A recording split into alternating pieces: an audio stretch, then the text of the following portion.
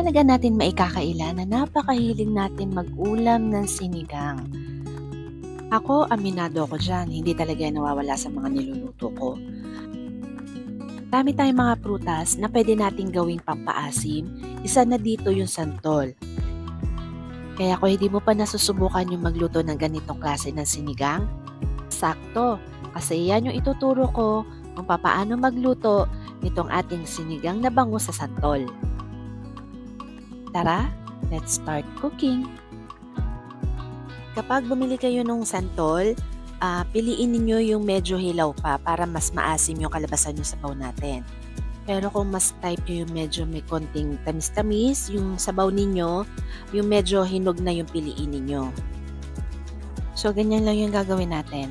Babalatan, pagkatapos yung laman, tatadtarin natin. Kaya naman natin yan tatadtarin para mas lumabas pa yung lasa at saka yung katas ng santol dun sa ating sabaw. Pagkatapos, hati-hatiin nyo lang yan, siguro mga 4 hanggang 5 piraso.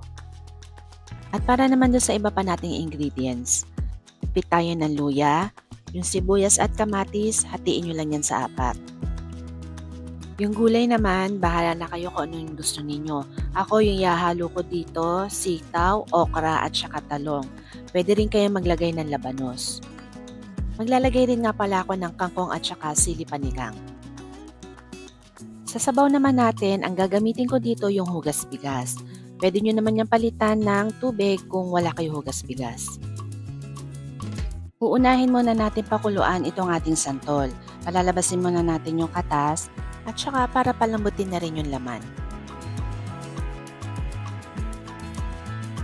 Tapos pakuluan natin yan ng mga 5 to 8 minutes. At habang inaantay natin yung mga kaminang, para lagi kang updated sa mga new recipes and videos natin, i-click mo na yung subscribe button at notification bell para ma-notify ka kapag meron tayong bagong upload. Huwag mo rin kalimutang i-follow ang Minang's Kitchen sa Facebook, IG at sa iba pang social media platforms. So kapag okay na yan, ilagay na natin itong ating luya, sibuyas at kamatis. And then, diretso lang natin yung ating pagpapakulo for another 2 to 3 minutes. Pagkatapos, yung ibang kamatis, pisain ninyo para lumabas yung katas. Pagkatapos natin dyan, titimplahan na natin yung ating sabaw. Lalagay tayo ng patis at saka ng kaunting asin. Ngayon, pwede na nating ilagay yung bangus at yung mga gulay natin. Pagkatapos, ibalik na natin yung takip ng ating kasirola at lutuin natin ito ng mga 5 to 7 minutes. At this point, pwede nyo na yan tikman para malaman ninyo kung sakto na ba o kulang pa sa panlasa ninyo yung alat. Ako naglagay ako ng konting asin. Pero pwede rin kayo maglagay pa ng additional na patis kung gusto ninyo. So, be gentle lang ha sa paghalo-halo para hindi masira yung isda natin. At panghuli, ilalagay na natin yung ating kangkong at sili panigang. Medyo isubmerge nyo lang yung kangkong natin dun sa sabaw, pagkatapos ibalik nyo na yung takip at lutuin natin yan for another 2 minutes. At ayan na mga kaminang, tapos na itong ating niluluto. I-serve na natin to agad dahil masarap ang humigop ng mainit na sabaw. Ito na yung aking version ng sinigang na bangus sa santol.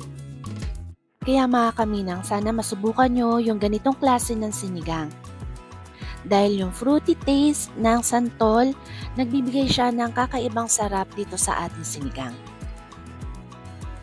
Kaya kung nagustuhan mo itong ating video, huwag mong kalimutan ang mag-subscribe sa Minang's Kitchen, mag-like, magbigay ka na rin ng komento about dito sa ating recipe, at i-share mo na rin itong ating video. Okay, kain na!